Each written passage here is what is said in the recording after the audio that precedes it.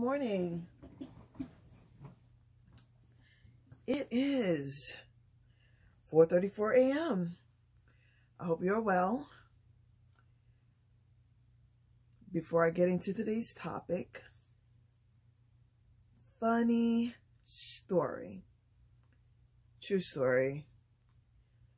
Wow. So I woke up this morning and the first person to make me laugh was my niece with my cat Chase. I saw something on Facebook by BBC, made me laugh as well.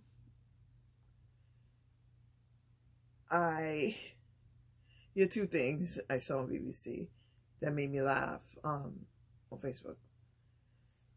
Took my shower, talked to my niece a little bit, having a cool morning, getting dressed, feeling focused, not even thinking about it, forgetting what happened last night where my glasses fell at the corner of my bed and I could not find them. Still can't find them. Forgot that I can't find them. So the reason why I'm not wearing my glasses right now is because I can't find my glasses.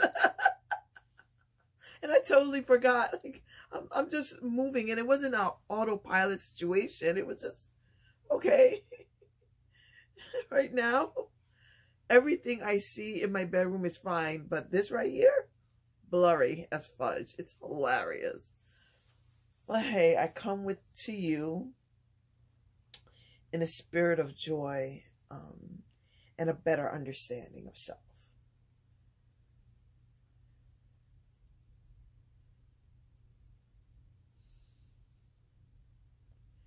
I'm taking you on a trip with me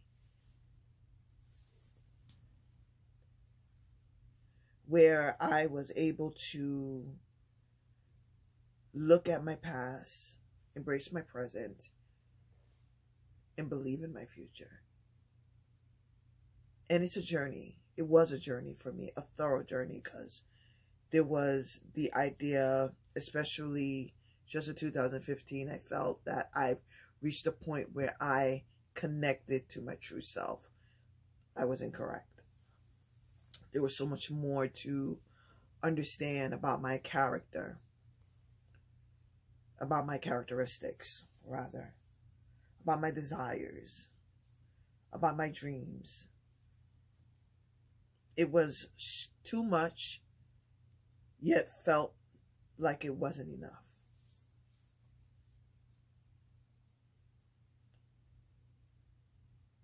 I know that I have a lot of suppressed memories because I did mention my retrograde amnesia, but there are those memories that I've suppressed, and I was able to face one of those suppressed memories today, at least where my discomfort about a certain situation started.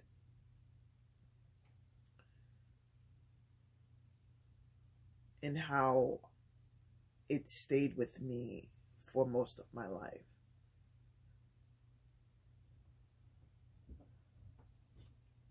And I didn't understand that right away. It was something that I was angry about. And I dealt with the anger. But that was it.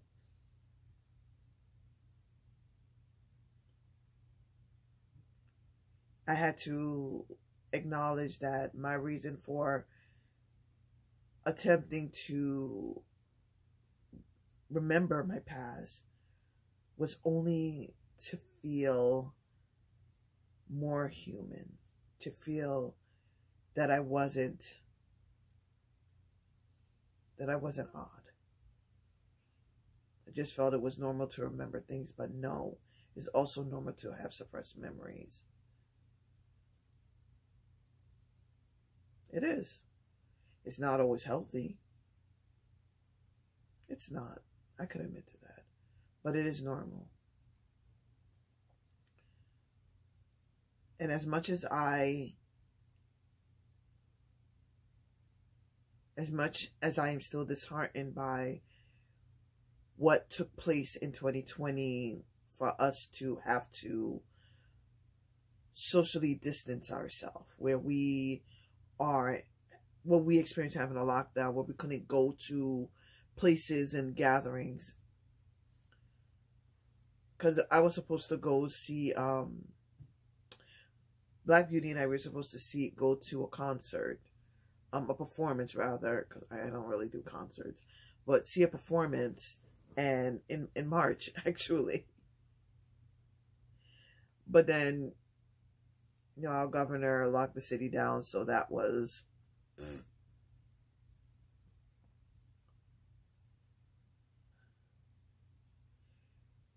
2020 is the year that I felt that I reconnected, and I had to reconnect it by accepting something that has been in my present from my past, and that would be the memory of my dad. So I'm with this group, essentially, called the Athena Alliance, and we were having an anime afternoon. The premise at this time was to watch. There's a list of 10 animes that will make you cry, and I said, you know, I'm intrigued because I wasn't much of a crier originally. Like I don't really shed tears. I just laugh. I laugh when I'm mad. I laugh when I'm sad. I laugh when I'm happy. I laugh when I'm annoyed. I laugh when I'm confused. It was just, I didn't understand that was a defense mechanism. I didn't know that. So anyway, the first anime, which I don't remember much of, as in the title, after watching that, and we talked about it, we discussed it, I was angry. I was angry that the writer wrote this work with the intent of making the viewer cry. That's what bothered me. Like, you're trying to control me, trying to manipulate me. It was that, honestly, I told them, it's like, it was just made me angry, because it was just like, that's just what it was. The next one we watch, which stays in my heart forever, is Your Lie in April. Now, I don't remember any of the names. I'll tell you that right now. But the protagonist is the one that I cried. I cried tears this time. So this is not a spoiler. We find out maybe a few episodes in, not too deep in. I think it's episode 3, but I don't remember. I'm not sure. Could be way off. But anyways, we see that the protagonist, he is a pianist aficionado. Like, he very well at a young age playing the piano, and he keeps having these flashback memories of his mom, but the mom has no face. He has this thing where when he's playing the piano and it's going beautifully, I want to say whatever, I'm sorry. He's playing it beautifully and it's enchanting. At some point, he loses his hearing. So in my mind, I'm saying, oh, I wonder if he's going deaf slowly. But then we find out what was really going on. And his mom was essentially abusive when it came to him learning the piano. But the mom was sick. The mom had cancer. She was in a wheelchair.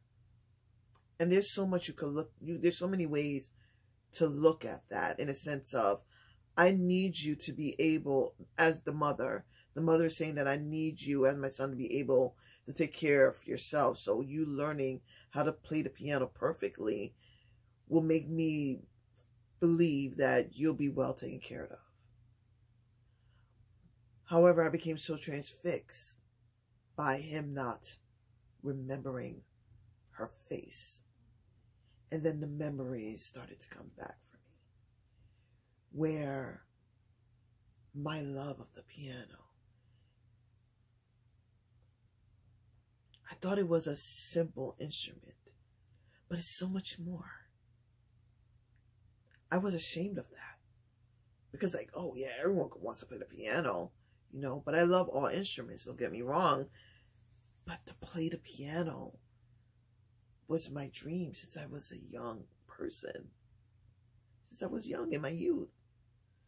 I wanted to play the piano.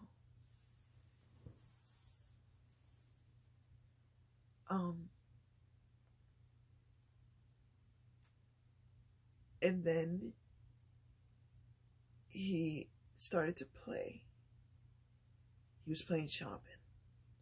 Something by Chopin, which I slept on Chopin. I really did. Because scores are so enchanting.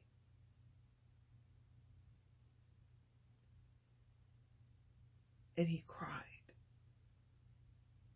Because he felt bad that he finally yelled back at his mom. And sooner after his mom died. Because she was like beating him and hitting his knuckles. And I get it. Like, I wanted him to yell at her. You know, I was enraged. And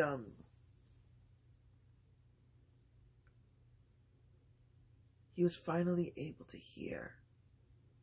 And he finally saw her face. And that's when it hit me. I may not have any visuals to remember my dad, but he left an imprint of himself with me.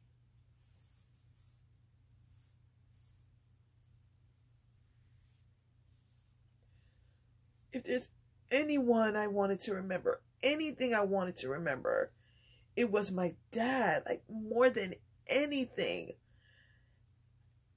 And I didn't understand that feeling. It's not just about the way my mom talked about him. It was just, I felt we had a relationship.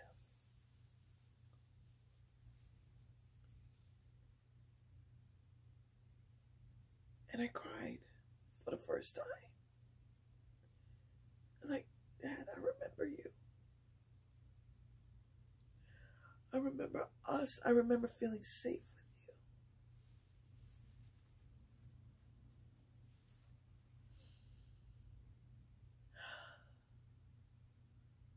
This was 2020.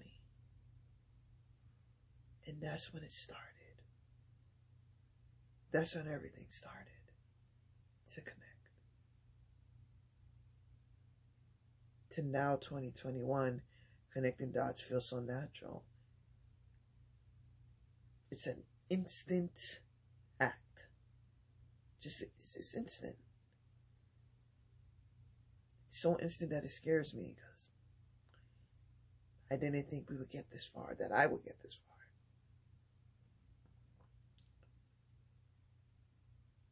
Another thing that I had anxiety about was planning my future, because accepting that death is inevitable made me feel there was no need to plan a future.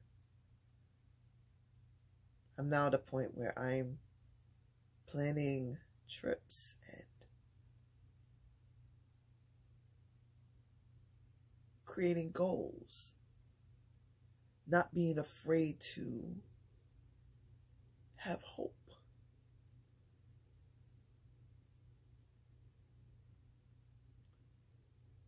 So even though I'm saying goodbye to the past persona, I believe that's where I feel, that's why I feel I've matured.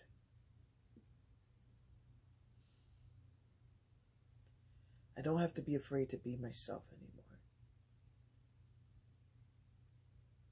I don't have to prove myself to anyone. I feel safe. So yeah. Purple Sky here. Thanking you for being you, for being present. Thank you for spending these mornings, afternoons, nights with me. And thank you for allowing me to free my mind. And that is just why it's so easy to love you. So again, as always, I love you. Stay safe.